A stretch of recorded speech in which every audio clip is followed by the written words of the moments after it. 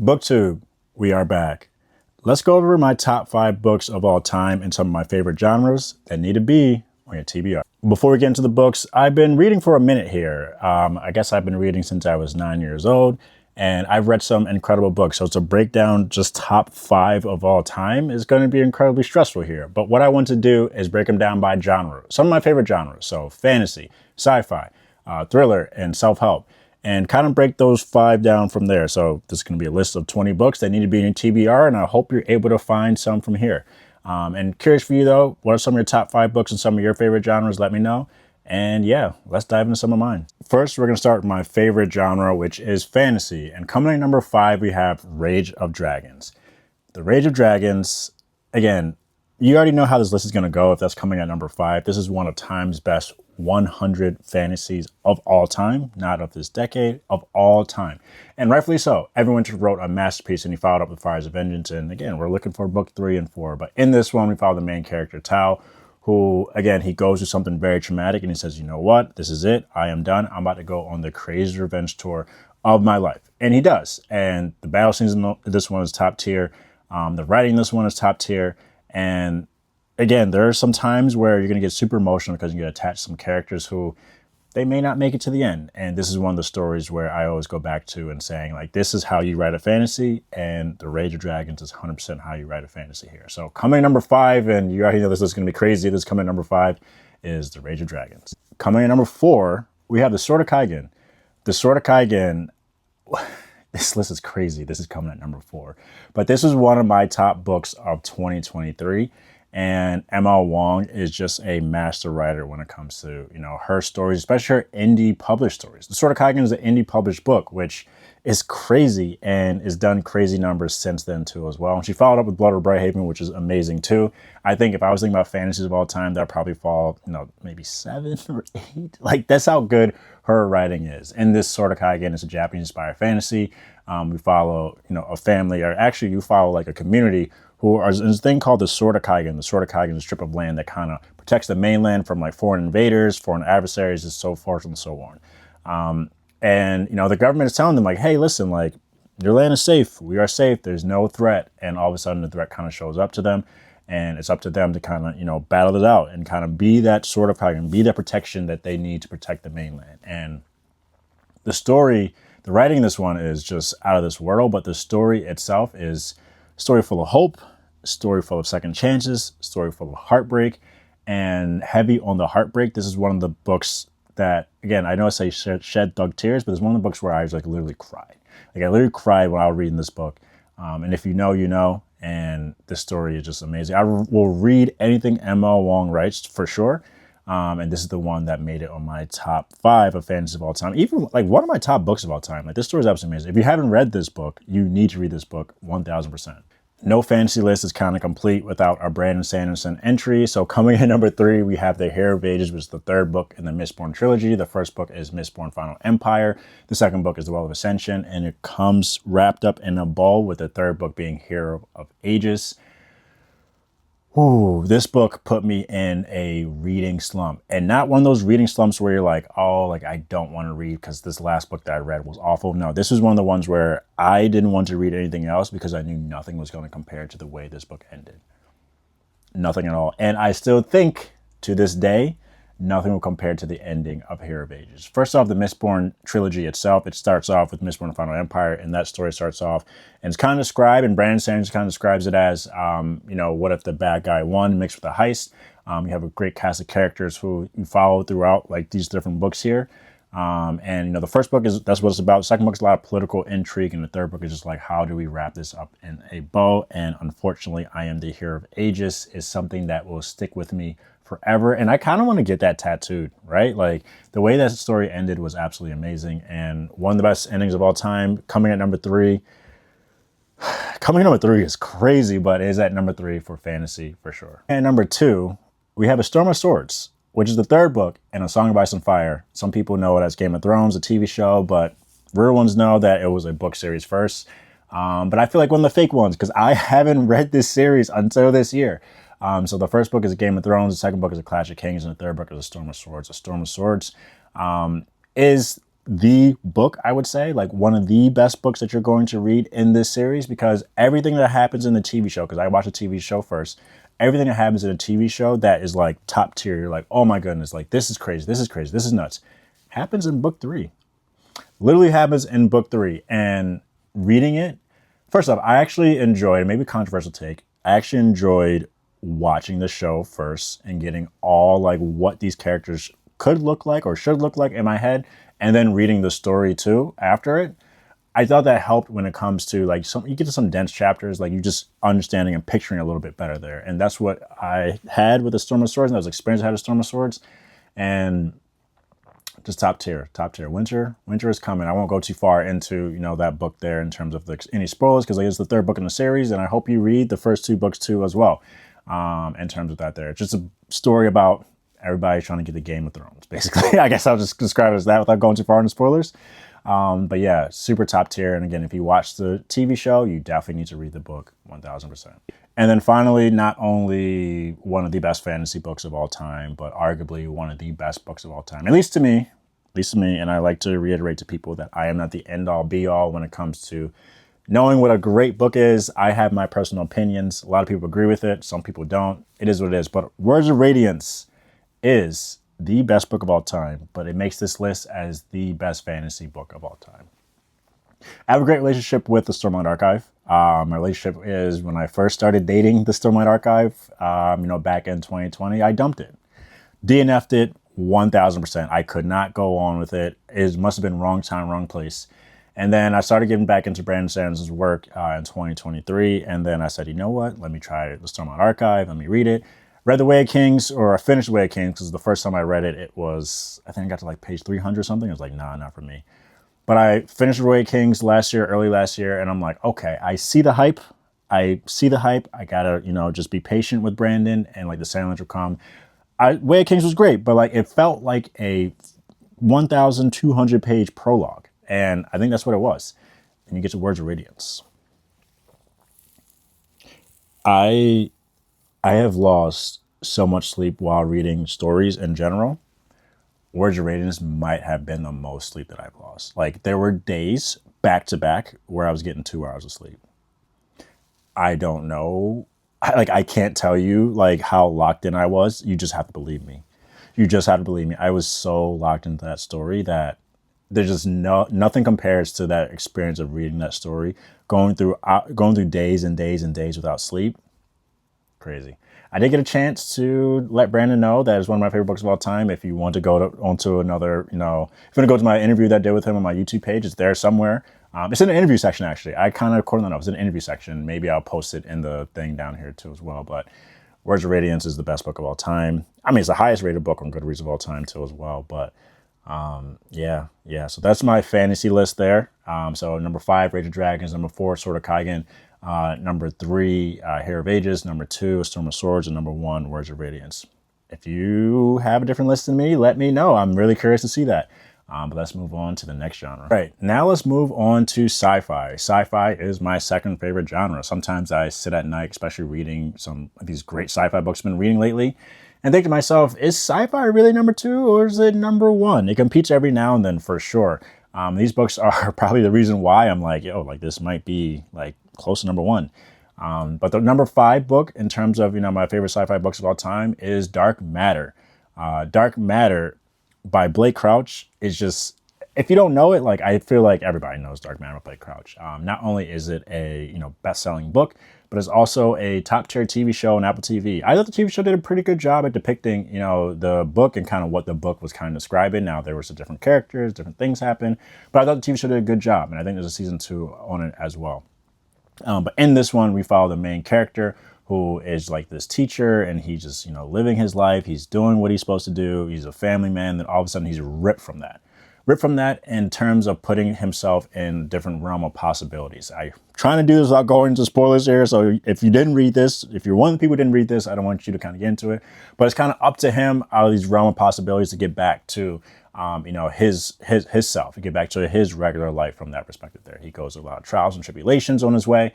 And Blake Crouch's writing is so vividly depicted that I it's very, I can reread this a couple times. I think I reread it like 3 or 4 times, listen to the audiobook, and obviously watch the TV show for sure. So coming number 5 of my favorite sci-fi books of all time, Dark Matter, solidified.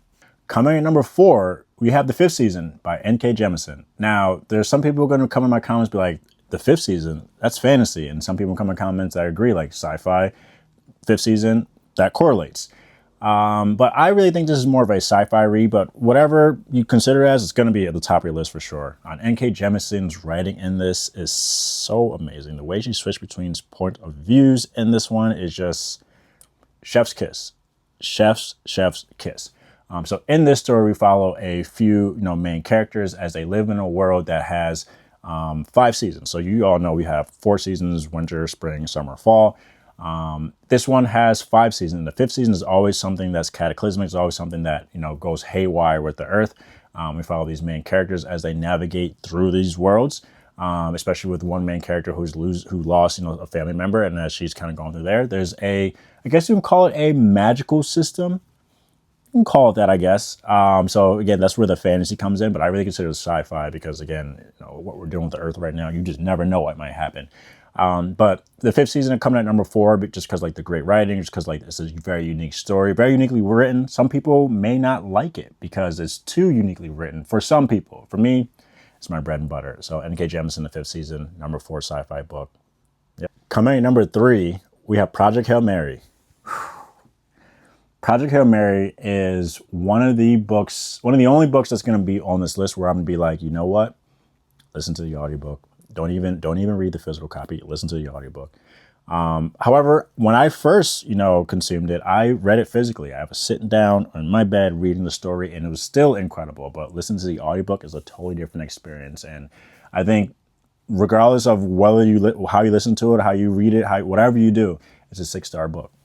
It is a 6-star book. In this one, we follow this guy who's all of a sudden wakes up. He just wakes up and he's on this ship and he's out in outer space and he lost his memory, doesn't know what's happening. And all of a sudden he starts getting his memory back and he figures out like, I have to save the entire Earth from whatever's happening, in the solar system. I'm not gonna go into spoilers. I try to keep it as spoiler free as possible, but it's his thing to do to save the entire Earth from catastrophic disaster, like literally catastrophic disaster. And while he's on his journey, while he's on the way to kind of do this and figure out how to do this, he makes a very unlikely companion. And his unlikely companion ends up being one of the best characters of all time. One of the best characters of all time.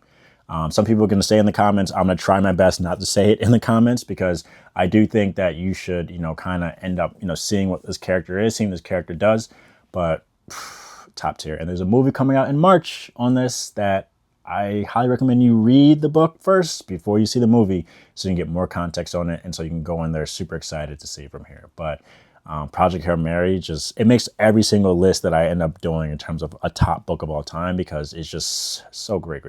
Anywhere, chef's kiss for sure. Coming in number 2, we have Demon in White by Christopher Rocchio. Now, whenever I enter into a new year, I try to plan what the series I want to read, what books I want to read. I'm a planner by nature. So last year, I really wanted to get through the Stormlight Archive, and I did that. But a lot of you who are on the tube, TikTok, Instagram, you're like, you have to read the Sun Eater series. You've got to read the Sun Eater series. And I'm like, all right, I'll try it out. I'll try book 1 out. I didn't even buy book 1. I didn't have book 1 on my shelf. I'm like, I'll try it out and see. Got book 1 from the library. I'm like, okay, I can see where this is going. Bought book 2, book 3, book 4, book 5, and I got gifted book 6. And this is probably one of the best series of all time. And the best book in this series, in my mind, is book 3, Demon in White. Demon in White. Well, Howling Dark, the second book in the series, I'm like, all right, this is incredible. But Demon in White? So this story, you follow Hadrian Marlowe from his point of view as he kind of is, he's not coming from humble beginnings, I would say. A lot of these stories, they come from humble beginnings, they come from nothing. He actually had a little something. And he kind of, to find, his purpose in the universe, he kind of so you know what, I don't want this anymore. I kind of want to do my own thing. And he ends up being one of the best protagonists that you're going to read in a story in general. The story spans across times, across different things from that perspective there. Not going to go too far into spoilers around it, but just know, book 1 was good. Book 2 was great. Book 3, 6-star book. Demon in White is one of the best stories you're gonna read. Like, and I'm not exaggerating. And then Kings of Death after it is just, Christopher Rock is on an incredible run right now, and this series is just one of the ones for sure. And I'm telling you, Demon in White is gonna be one of the best sci-fi books you read in your entire life for sure. So Demon in White coming at number 2. And coming at number 1, my favorite sci-fi book of all time is Lightbringer, which is the 6th book in the Red Rising series. This series, top tier.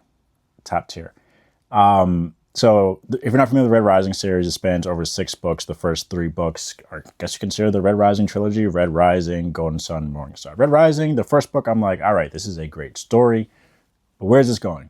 You get a Golden Sun, you're like, wow, I'm locked in. You get a Morning Star, and I'm like, I need more. But for me, I actually took a year-long break from the Red Rising series. And I think because I was reading Sun Eater in between then, I took a year-long break. And I picked it back up earlier this year with Iron Gold, which I personally enjoyed Iron Gold. A lot of people in here is like, Iron Gold, I didn't like the change of points of view, la-di-la-di. I loved it. I enjoyed it. And then you get to Dark Age, and one of the darkest books that you'll read. The title of it doesn't do it justice. And then you get to Lightbringer, which to me, best sci-fi book of all time. Like, whoever read Lightbringer, can you agree? It's still my favorite book this year. We are in, if you don't know what year we're in 2025. It's October of 2025. And it's still my favorite book of this year. I think I read it in like March. It's just absolutely incredible. So you follow, again, let me describe this without going too far on the spoilers, because like there's 2 different things from here. So Red Rising, the first trilogy, you follow Darrow, as he does come from Home Begins when we think about sci-fi. And it's up to him to infiltrate the higher standard, the higher class of, this universe, I would say. And to do that, he has to turn into one of them. And as he turns into one of them, he not only finds out more about himself, but he finds out more about them. He finds out more about what he's capable of. And the first trilogy is just chef's kiss. Then you get to the second trilogy, and all of a sudden you have different points of view here. You have Darrow still, but you have other points of view in these stories. Sometimes you follow the protagonist. Sometimes you follow a couple antagonists too as well. And Iron Gold was great. Dark Age is amazing. Lightbringer, some heartbreaking moments where I was just sitting on my couch, laying there, trying to figure out what is wrong with Pierce Brown. I'm like, what is wrong with you, dude? What is wrong with you? But Lightbringer is just absolutely amazing. Again, I try to keep it spoiler free. This is the 6th book in the series. I'm just letting you know right now, please read Red Rising. Please do it. I also have an interview with Pierce Brown on my page somewhere too as well, if you want to find that too. But Lightbringer is my number 1 sci-fi book of all time. Top 5 for sure. Some of my top 5 sci-fi books, they go Dark Matter at number 5. They go The Fifth Season at number 4. They go Project Hail Mary at number 3. They go Demon in White at number 2. And they go Lightbringer at number 1. Let me know if these make your lists, or if these didn't make your list, let me know what your list is there. But that is my top 5 sci-fi books of all time.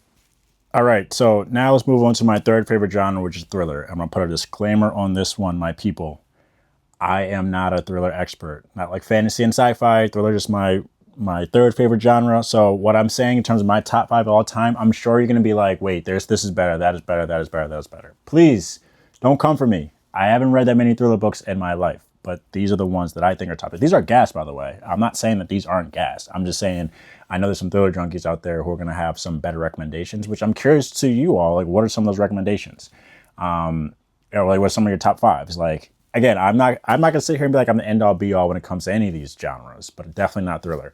But coming number 5, we have The Overnight Guest by Heather Gudenkauf. Now, this book, funny enough, was actually the first book I did a review on, which is funny because like I just went on a little rant saying that I'm more of a fantasy sci-fi guy, but the first book I actually did a review on TikTok was The Overnight Guest by Heather Gudenkauf.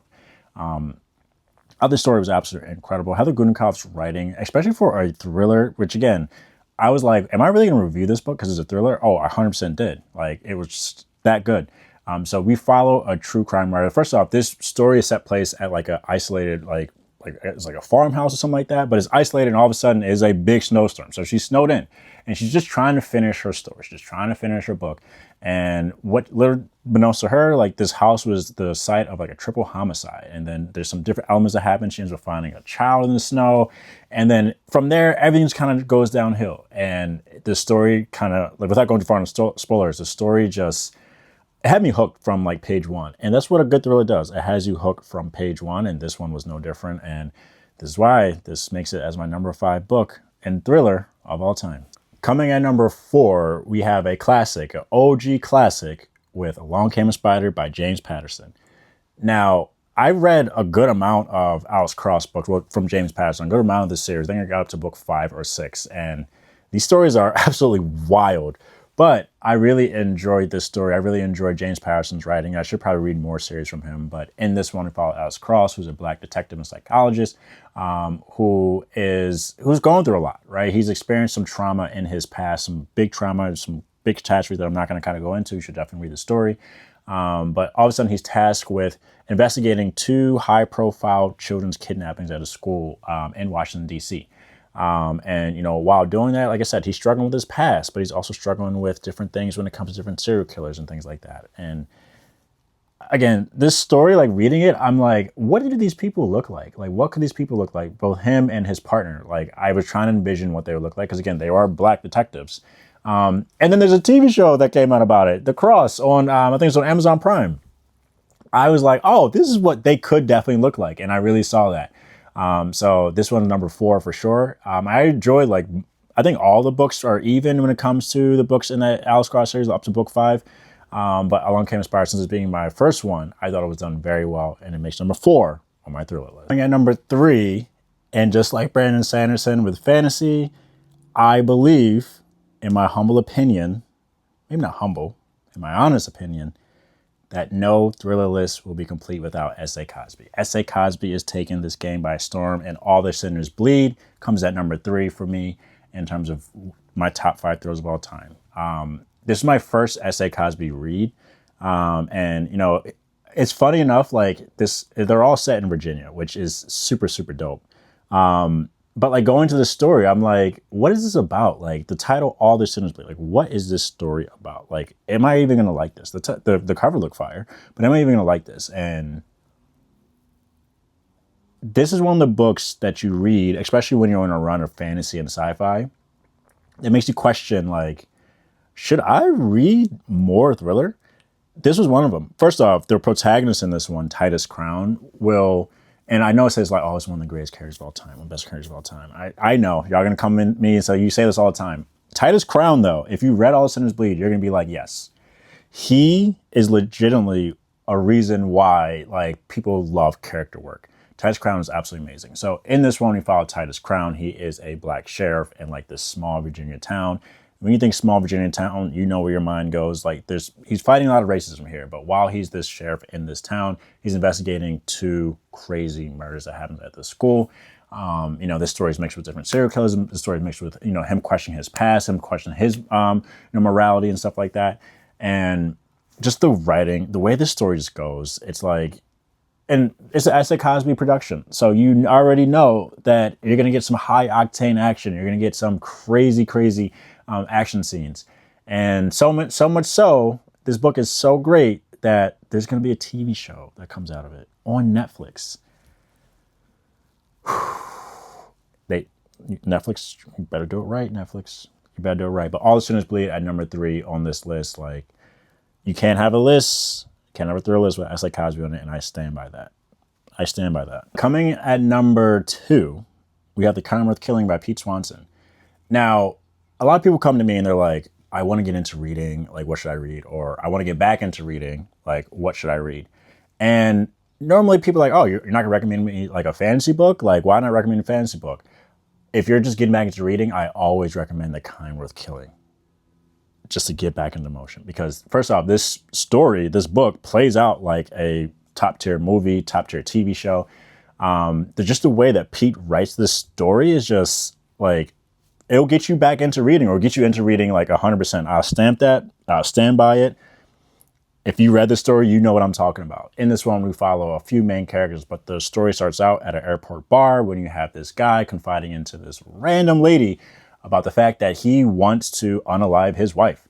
And this random lady is like, well, let's do it. And she also divulges some of her secrets, and the story kind of goes into like a story of betrayal, a story of like some grisly things that happens. It's just an amazing story where you're like, I don't know what's going to happen if I turn this page. Like, let me like you don't know what's going to happen. And that's the beauty of his stories. Like anything can happen. And when I first read the story, I was like, oh, okay. Okay. I love the way this is written. This is how you write a thriller. This is how you write a thriller. So number 2, The Carnival Killing by Pete Swanson is just top tier for, again, whether you're an avid thriller reader, an avid book reader, or you're somebody who's just picking up a book for the first time. This is the one that you need to check out. 1000%. Oh, and coming in at number 1, like I said in book 3, you can't have a thriller list without S.A. Cosby. And I think you can't have a thriller list without S.A. Cosby twice. Razorblade Tears is my number 1 thriller of all time, out of my top 5. Where do I even begin with this story? So I've read All the Sinners Bleed by S.A. Cosby. I've read Blacktop Wasteland by S.A. Cosby. I've read this story, Razorblade Tears by S.A. Cosby. And I've read King of Ashes by S.A. Cosby. All of them are amazing. This is the one that stands out to me. Like, this is the one where I'm like, S.A. Cosby, you were in your bag when you wrote this story. The themes he explores in this one, and again, like, I'm not here to like be like, yo, you should do this. You should. I don't tell people how to live their lives. Again, you live your life how you want to live your life. That's not the kind of person that I am. But sometimes books come along that make you think, right? They make you think like, am I showing enough empathy to other people? And this is one of those books. Wrapped up in a crazy thriller, by the way. Like, there's so much action in this story. It makes no sense. But in this story, we follow 2 ex-cons who are fathers, and their sons were together, and their sons got murdered, right? And, while they are 2 ex-cons, they're like, you know what? Let's figure out what happened to our sons together. One ex-con is white, who's Buddy Lee. One ex-con is black, who's Ike.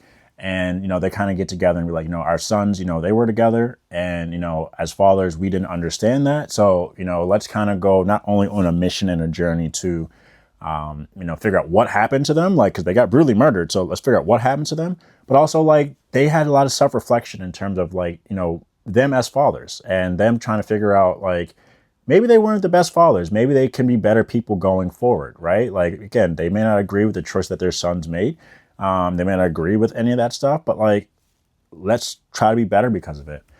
And again, with the backdrop of this being some crazy action scenes that happens in this story, like, it's like absolutely crazy, mind-boggling.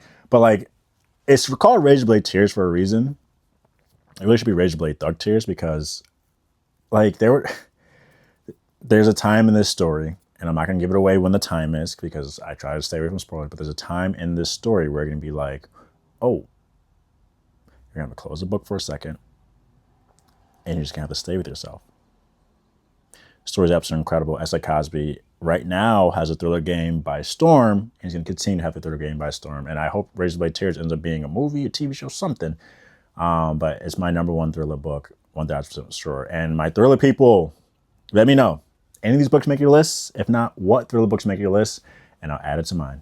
All right, and my last favorite genre, which sounds weird, but like, my 4th favorite genre, let's say, is definitely self-help and personal development. I went on like a crazy run between like 2020 and 2022, just trying to find like my identity, find like who I was as a person. And I was like, you know what, let me just pick up self-help book after self-help book after self-help book. Now I don't really read that many self-help books because, I mean, they're all like kind of the same, wrapped up in the similar bow, I would say. But like, I went on that journey, and there were some great ones along the way. There were 5 great ones along the way that really stuck with me. Now, again, there's a lot of ones that are out there. Like, you can think of, Rich Dad, Poor Dad. You can think of, like, there's a lot of ones out there, but these are the ones that really stuck with me that also kind of helped me be a creator. They kind of helped me get out of my shell. They kind of helped me get out of my zone too as well. So I'm gonna go through some of these here. So coming at number 5, we have Green Lights by Matthew McConaughey.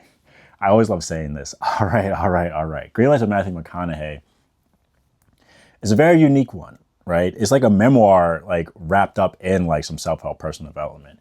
So we follow Matthew McConaughey's life, him from being a kid all the way to how he is now. And he labels this thing called green lights, things that, you're like, you know what? Signals in life that tell you to keep going, keep doing what you're doing.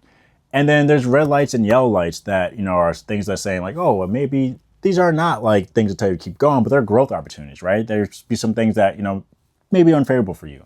And like through all this story, like first off, the audiobook is amazing, but through this story, like it's like funny, it's like honest. And what I get out of it in terms of, not only some of the decisions that he's made in his life, but like what I get out of the story is that you can't get anywhere. You can't get anywhere with being who you are, being your true authentic self, right? And I truly believe that. Like y'all know how I come on these things, right? Like I'm not trying to pretend like I'm some scholar. I'm not trying to pretend like I'm some PhD person. Like I'm just somebody who just enjoys books. And, from his story, that's kind of what I got out of that, right? Somebody who just wants to act and who kind of goes about it his way, right? And I always would go about things my way. Maybe different from what other people go about. That's the way I kind of go about it. So green lights, long story short, green lights, number 5, definitely check that out, 1000%. And number 4, we have the courage to be disliked. Now, I'm gonna be honest with you. I kind of failed my like psychology in like college. Don't tell nobody that, but I didn't fail it. I dropped it. That joint was hard. So when somebody was like, hey, this is like a psychology book mixed in with like some life lessons, I'm like, all right, like what am I getting myself into?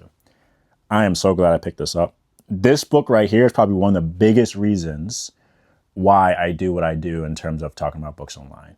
One of the biggest reasons, like I don't say that lightly. I don't say that lightly. So in this story, it's like really a dialogue between like a philosopher and like this young man, and like kind of starts off like they're having this banter back and forth. Is like, hey, like, does your past determine like your future, right? Like, does that go from there? And like through kind of these different psychology and through like kind of like they're kind of going there. I'm trying to summarize this without going too far into spoilers.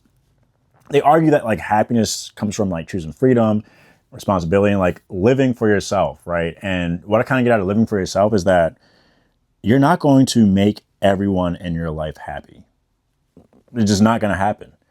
You can make yourself happy. By decisions that you make, you can make yourself happy. And a lot of times when you make yourself happy or do something that you're like, you know what, I really love this. I really want to do this. I really want to make this decision. I really want to do that. There's a lot of people who are not going to like that because, again, they may have their own things that are happening. They may see that different way. And just to have that courage to be disliked, and it's social media in general, right? If you want to be a content creator, influencer, like you got to know that you're going to have people in your life, whether it's your friends or your family or even random strangers, be like, oh, what are you doing? Like, that's not cool. Like, that's awful.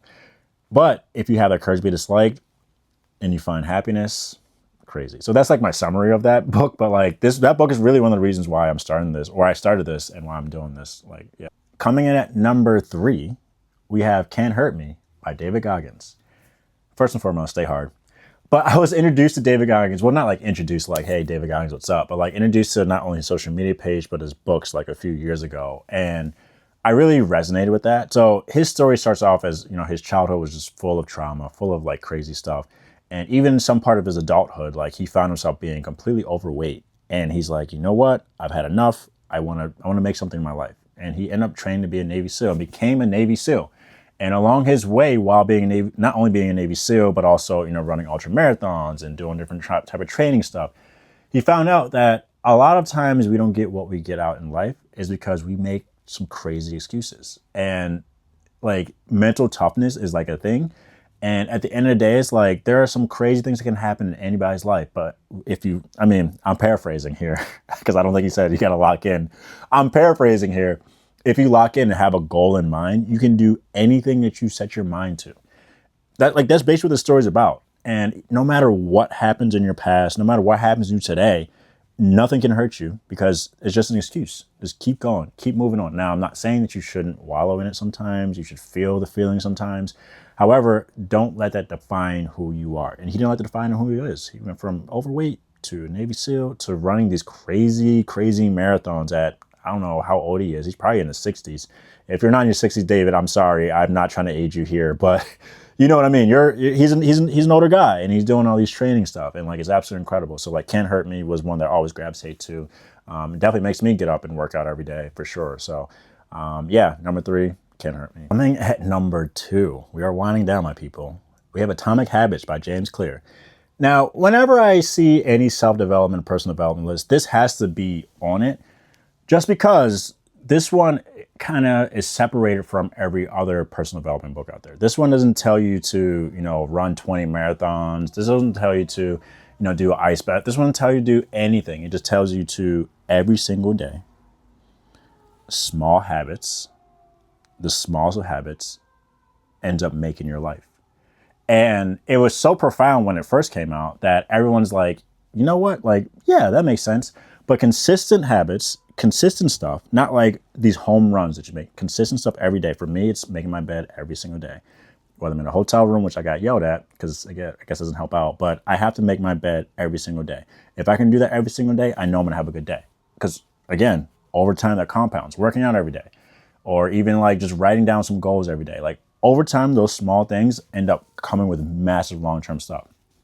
When it came to this, whether YouTube, Book Talk, was it Bookstagram? Before I was doing this, I was reading every single day, and I still read every single day, whether it's 5 minutes per day or whether it's sometimes 6-7 hours per day.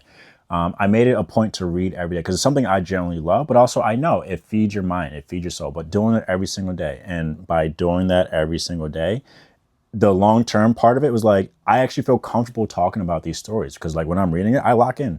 I'm really locked in. And I really embrace these stories there. So this one, number 2, 1000%. And then finally, we have Tuesdays with Morrie as number 1. If you follow this page for a long time, you know this is one of my favorite books of all time. So I'm not going to spend too much time on it, but I will say that the story just teaches you how to live, right? Like I know, and I'll just speak from my point of view. I've done some crazy great stuff this year and it's been amazing, but I read this story every single year, sometimes twice a year, because it's a story about prioritization, about what really matters. Your family matters, your health matters, people you love matter. Like all that is what really matters in the grand scheme of things. We're all just humans having a human experience, and I really stand by that. And to just know that, yeah, work is work and it gets crazy and it does whatever, but like at the end of the day, just remember what really makes this all worth it. And I really enjoy that. And I have to remind myself every single year, no matter what I'm doing. I could be working with a crazy brand. You can see me on TV. You can see me on these different spots. I try to stay grounded in the fact that what really matters, right? Like this community matters, right? And everything matters from there. So long-winded, Tuesdays with Morrie, my number 1 self-development, personal development book of all time. Can't be beat. So those are my self-development, personal development, top 5 books of all time. There you have it. My top 5 books across my favorite genres of all time. Again, if you have any of these of your favorite genres, let me know what your top 5 are. I'm super curious about it. And my people, as always, happy reading.